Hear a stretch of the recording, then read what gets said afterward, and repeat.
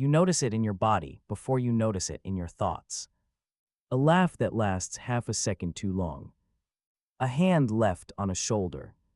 A text answered a little too carefully. And suddenly the room changes temperature. Your attention narrows. Your memory gets weirdly sharp. You start tracking details you would have ignored an hour ago: eye contact, distance, timing, tone. It feels ugly when you're inside it, small and undignified, the kind of emotion people pretend they've outgrown.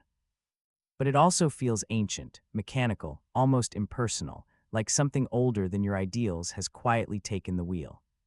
And that matters because if this emotion helped shape pair bonds, families, violence, loyalty, and the rules people built around sex, then it didn't just live inside private relationships, it helped organize human social life. So the real question is this: did ancient humans reward jealousy? Let's go through it properly. The easy assumption is that jealousy was just a personal flaw, a petty moral weakness that civilization is supposed to scrub out of you. Except that's not actually how it worked. First, we need to clear one thing up, because people mix these emotions together all the time. Jealousy is not the same thing as envy. Envy is when someone else has something you want. Jealousy is when you fear losing something you already have, or think you have, to a rival. That sounds like a small distinction. Well, it is. It means jealousy is not mainly about wanting more.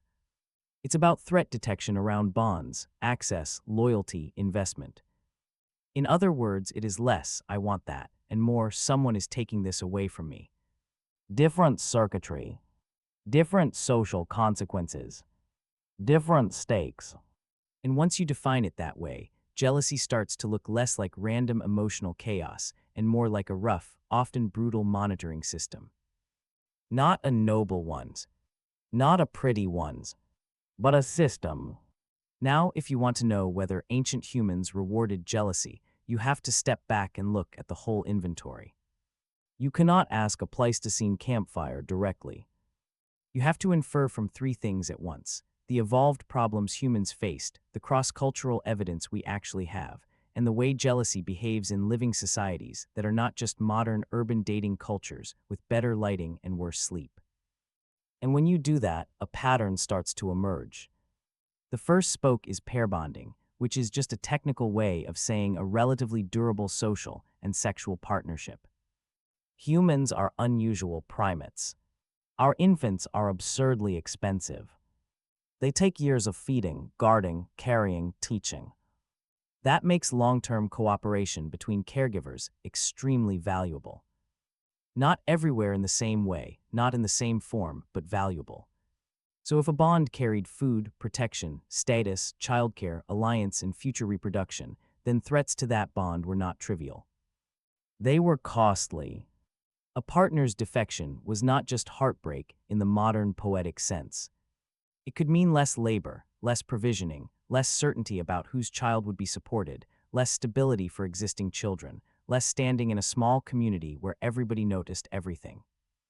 That is where jealousy starts to make adaptive sense. Not because ancient humans sat around admiring jealous people as moral heroes, and not because the emotion was pleasant, but because some degree of jealousy could motivate vigilance, confrontation, mate retention, boundary setting, and attention to rival threats. The reward was not a gold star. The reward was sometimes keeping the bond, keeping the investment, keeping the household from fracturing. Very concrete, very unromantic. But the evidence gets more interesting and more uncomfortable when you move from general theory to actual societies. In one cross-cultural study spanning 11 populations on 5 continents, researchers found something crucial. Jealous response was not flat and universal in the simple way older theories sometimes implied. There was a robust pattern people already knew, yes, but there was also substantial variation across populations. And that variation tracked something deeply practical: paternal investment. That means how much fathers are expected to contribute to the day-to-day lives of children. Through care, labor, food, protection, all of that. Where paternal investment was higher, jealous responses tended to be more severe. Where extramarital sex was more common or socially tolerated, jealous responses were often more muted. That matters more than it sounds, because it suggests jealousy is not just a fixed theatrical emotion humans happen to have. It looks at least partly facultative, which is a dry term for flexible, shaped by conditions. Same underlying capacity, different settings on the dial. If men's care really matters for child survival and household stability, then sexual betrayal can threaten more than sexual exclusivity. It can threaten a whole chain of downstream support. And women notice that too, which is one reason the old cartoon version of jealousy research. Men care about sex, women care about feelings, turns out to be too neat. In several populations, women also reported greater distress over sexual infidelity. Presumably because sex, in the real world, is not just sex. It can redirect labor, attention, resources, legitimacy. It can rearrange the future. So already the answer is getting sharper.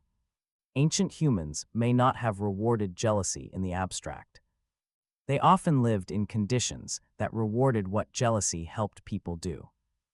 Now let's talk about a specific kind of complication, because this is where the topic stops being a pop psych slogan and starts behaving like anthropology. Work with Himba pastoralists in Namibia pushed a lot of researchers to reconsider how simple their assumptions were.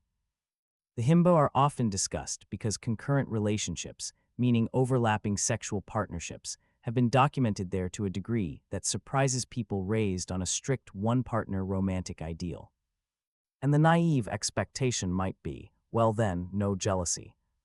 If multiple partnerships are accepted, jealousy must vanish. Except it doesn't. That is not what researchers found. Jealousy was still there, very much there.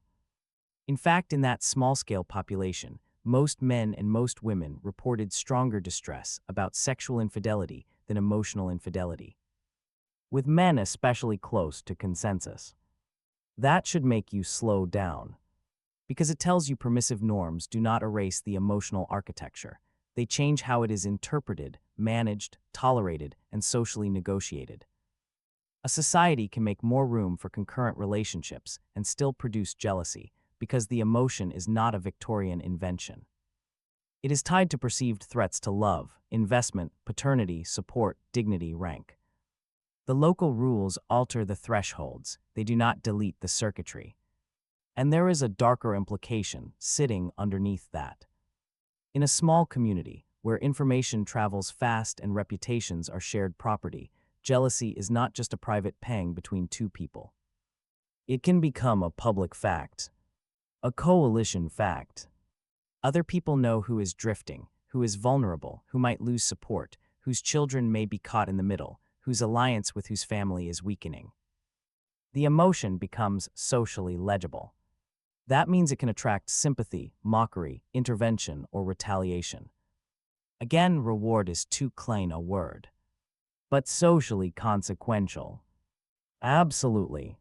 Now here's something that almost nobody talks about when this subject gets flattened into internet arguments about whether jealousy is toxic or natural. The real ancient pressure was not be jealous in some generic sense. It was detect defection before defection destroys you. And those are not the same thing. Jealousy is one possible emotional package for solving that problem. Think about what that package includes. Attention shifts. Suspicion increases. You monitor rivals. You increase time with a partner. You advertise commitment. You test loyalty. In evolutionary psychology, this often gets grouped under mate retention, which is just the set of behaviors aimed at keeping a partner and deterring competitors.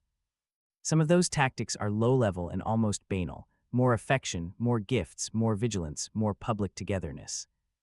Some are ugly: coercion, intimidation, aggression toward rivals, aggression toward partners.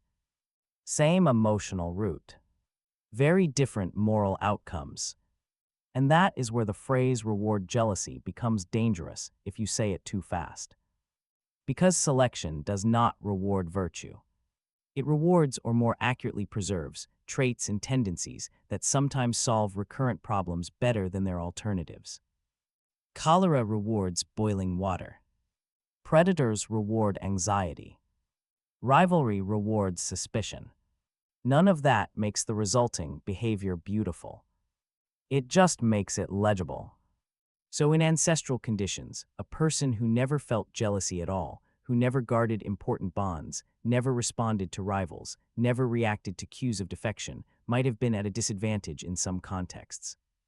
Their partner could be poached. Their investment could be redirected.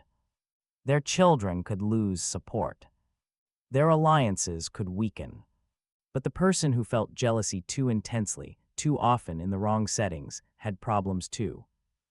Constant false alarms waste energy, damage trust, provoke unnecessary conflict. And in small groups can make you exhausting, dangerous, or politically costly to keep around. Ancient life did not reward maximum jealousy. It rewarded calibration. Up to a point.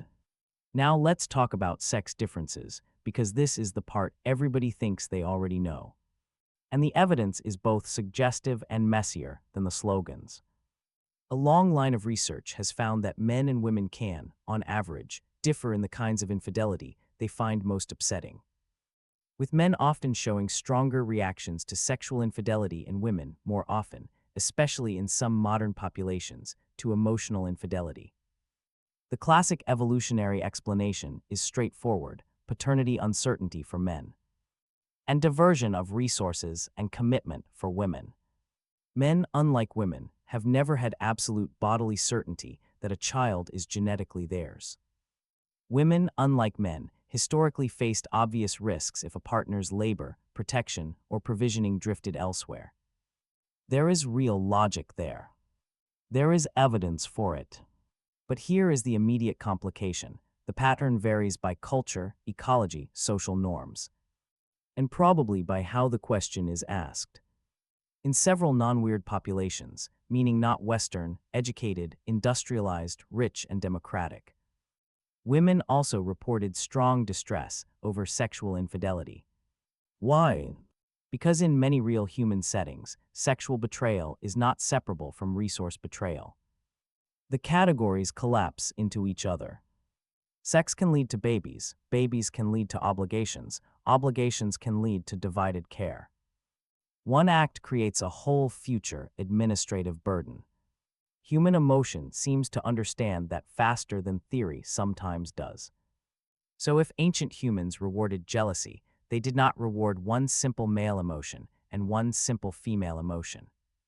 They rewarded sensitivity to different types of threat, with lots of overlap, lots of local tuning, and frankly, a lot of mess. Now let's talk about reputation, because jealousy is not only about reproduction in the narrow sense. Humans are a species of witnesses. Other people are always around the corner, literally or psychologically. In a small group, your partner's visible disloyalty can affect not just your household, but your rank, your credibility, your ability to deter future rivals, even your kin's bargaining position. That means jealous response can become entangled with honor, shame, and status. Not because honor cultures invented jealousy from scratch, but because they can institutionalize it. They can turn an intimate signal into a public code. This is where ancient reward systems may have been especially powerful. Not every group, not every era, not every ecology, but in many contexts. A person who failed to respond at all to obvious mate poaching or repeated betrayal could be read as weak, easily exploited, unable to defend a bond, unable to defend dependence. The social penalty might not come from nature directly. It might come from other humans watching. And humans, as usual, are the sharpest environment we ever had. But now we need the twist, because if we stop there, the whole story becomes too klein, too flattering to the emotion. Now here's something that almost nobody talks about. Some societies appear to make room for a strange coexistence of jealousy and admiration. Researchers working in small-scale populations have reported that some people can value having a desirable partner partly because other people desire that partner too. Attraction itself becomes status relevant. The partner's appeal is not only a threat, it can also be evidence of their value. That does not eliminate jealousy. It complicates it. You can feel pride and threat at the same time.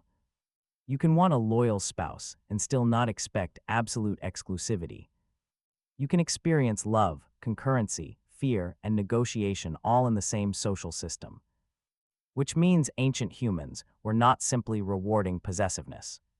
In some cases, they were rewarding successful management of a difficult reality.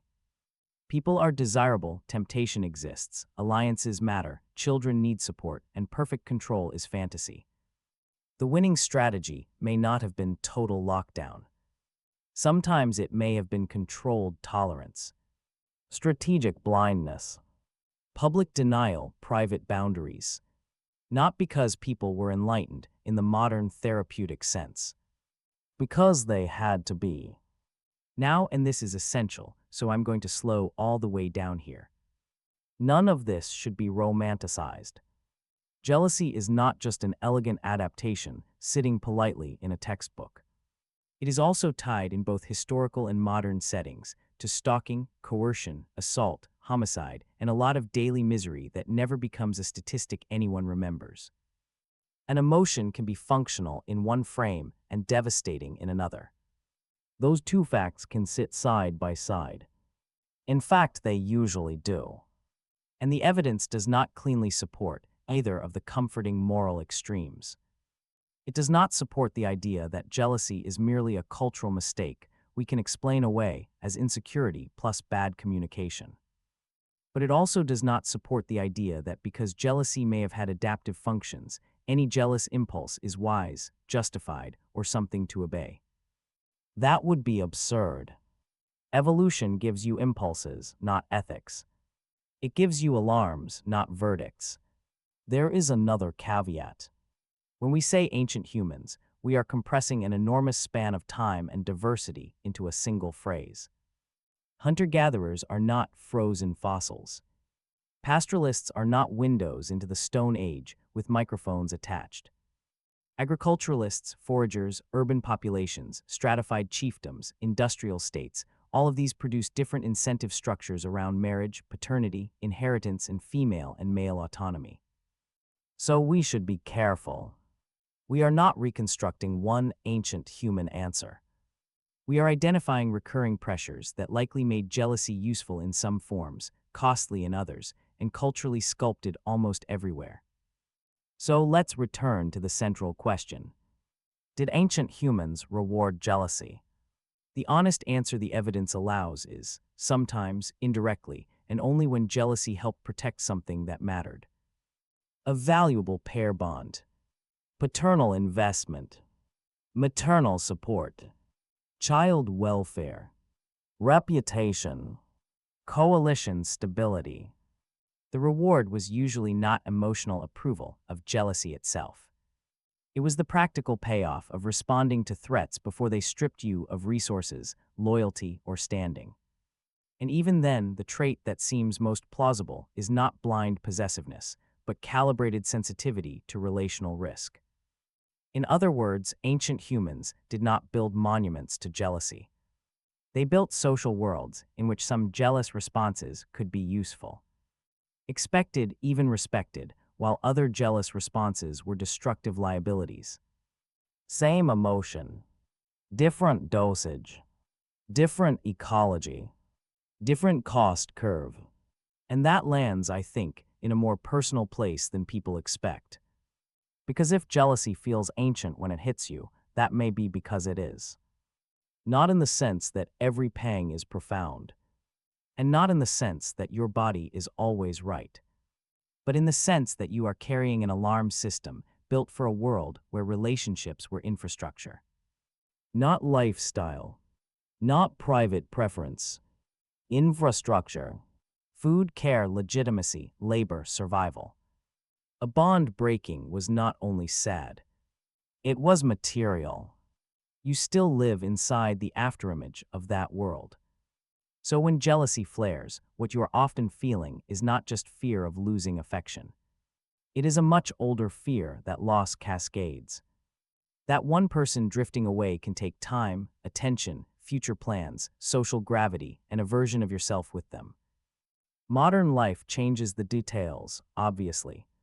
We have contracts, childcare systems, therapy language, apartment leases, group chats, and people who claim to be beyond labels until Tuesday. But the deeper machinery remains stubbornly human. And maybe that is the part worth keeping in view.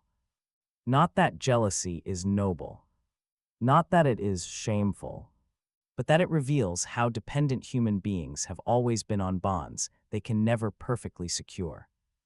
We want love to feel free and chosen. And it is. We also want it to feel safe, exclusive, guaranteed. And it never fully is. So the mind does what minds do. It scans. It braces. It imagines the rival. It imagines the loss. It tries clumsily to defend what it cannot fully control. That is not a design flaw you can simply sneer out of existence. It is part of the cost of being a creature who survives through attachment.